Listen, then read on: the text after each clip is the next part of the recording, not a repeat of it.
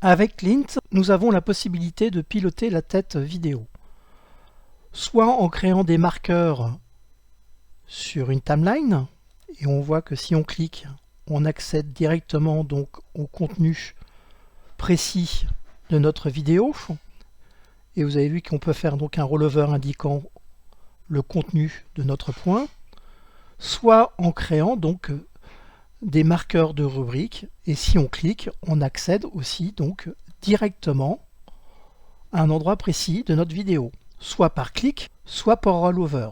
Libre à vous de choisir ce que vous souhaitez faire. Voyons comment réaliser tous ces éléments dans Clint. Vous avez donc placé la vidéo sur la séquence. Quand vous lancez donc dans le navigateur, et vous voyez que pour l'instant il n'y a pas donc de barre ici de contrôle. Pour activer la barre de contrôle, il va falloir donc cliquer sur contrôle vidéo, bien sauvé, pour garder en mémoire cette modification. Vous lancez votre navigateur et vous voyez que il y a bien donc maintenant cette barre de contrôle. Maintenant, ce que vous souhaitez faire dans un premier temps, c'est de faire des points pour que la personne puisse accéder directement à des éléments de votre vidéo en déplaçant donc la tête de lecture. Première chose à faire, donc c'est donc d'aller dans la séquence, bien sûr. On va créer donc une nouvelle piste.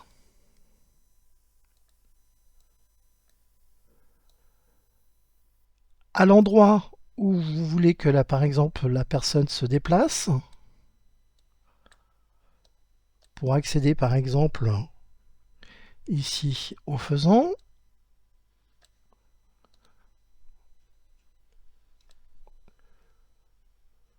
voyez qu'ici donc le code c'est 000732, c'est quelque chose à retenir puisqu'on va donc utiliser cet élément plus tard pour notre tête de lecture. Mais ce que je vais faire ici, c'est que je vais créer donc ajouter un texte par défaut, peu importe. Vous le placez exactement à l'endroit où vous voulez que la tête de lecture se déplace. Vous le sélectionnez. Ensuite, vous allez dans les propriétés du texte. Vous allez faire donc nommer le label. Ici donc faisant.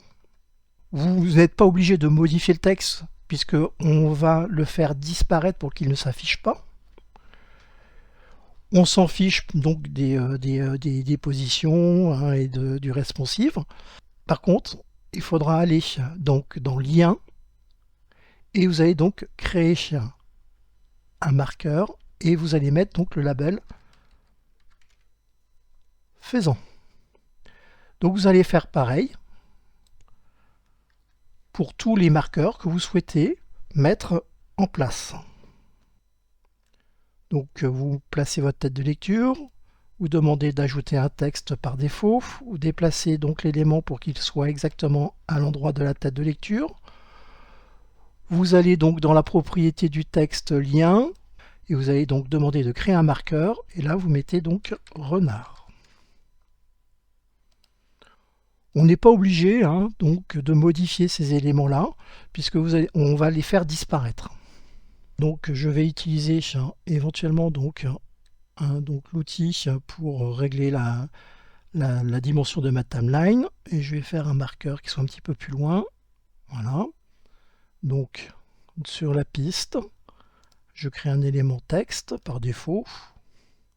Je le place bien sur ma timeline parce qu'en fait on va commencer exactement à l'endroit de la tête de lecture. Je vais aller donc dans lien, je vais cliquer sur marqueur et là je vais faire donc mon marqueur, mon élément. J'enregistre, je lance mon navigateur et vous voyez ici maintenant qu'il y a donc 3 points sur ma timeline. Et si je clique, j'accède directement à mes points, donc au contenu de mes points. Donc ça, c'est assez pratique. Ce qui se passe, c'est que vous voyez qu'ici, on voit donc notre texte qui s'affiche. Si vous souhaitez que ces marqueurs ne s'affichent pas au moment de la lecture, il suffira donc de sélectionner l'élément texte et donc d'aller dans Style et de faire une opacité à 0. Donc je vais choisir tous mes éléments et je vais faire donc dans la propriété des textes, opacité 0.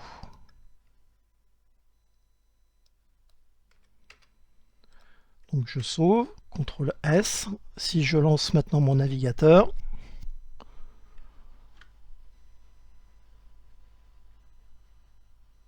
je vais bien donc à mes éléments et le texte ne s'affiche plus.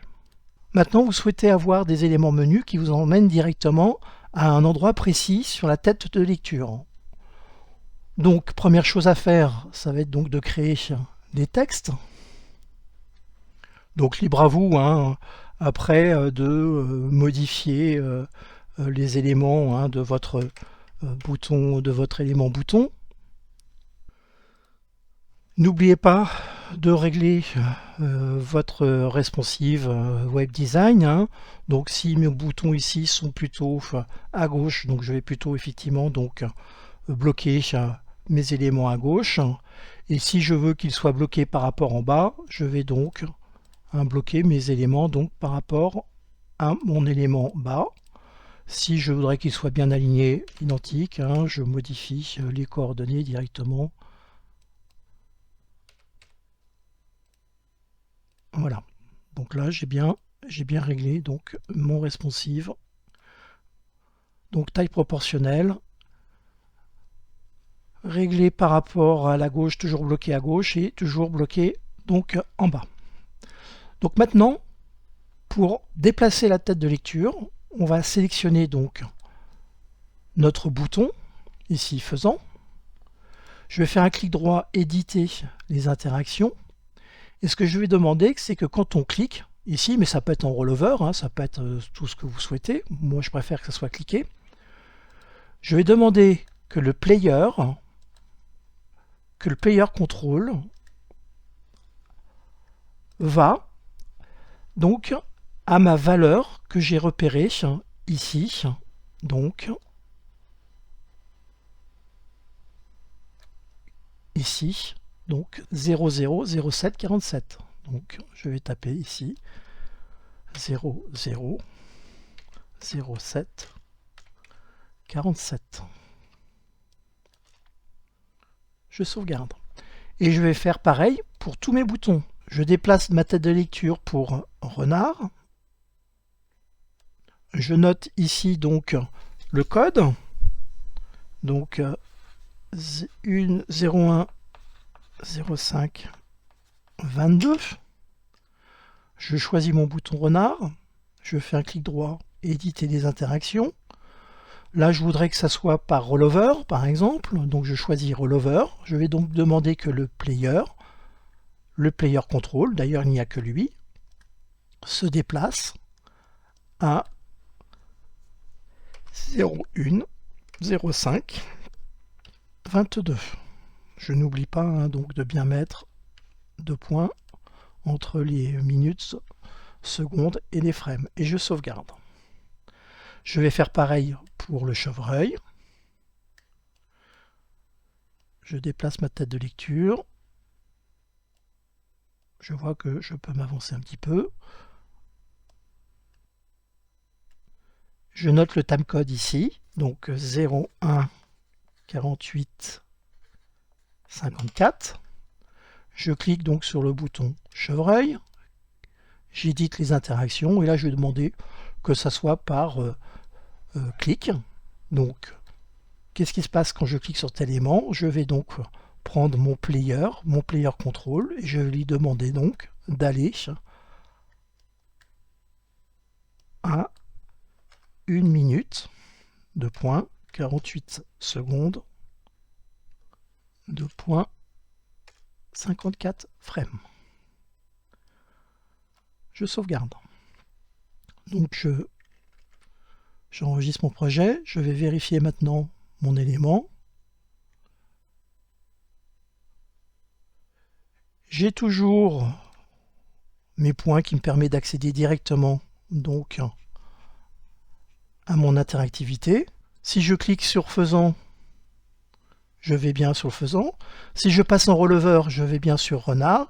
Et si je clique sur chevreuil, je vais bien donc sur le chevreuil. Donc c'est à vous de décider si c'est par rollover ou si c'est par clic pour accéder donc à vos rubriques. Donc là j'ai un petit souci de hauteur, il faudra que je le modifie. Donc voilà, pour piloter donc la tête de lecture de Clint, donc on va utiliser soit des marqueurs sur la timeline pour afficher sur le contrôle vidéo, soit donc sur des boutons, on va donc demander de déplacer la tête de lecture. Vous avez vu que donc dans les paramètres du contrôle, vous pouvez mettre en pause, vous pouvez donc rendre muet ou non muet, vous pouvez donc quitter le plein écran, partage, libre à vous après de choisir ce que vous souhaitez faire en fonction donc du rollover, du clic ou quand vous sortez de votre zone interactive.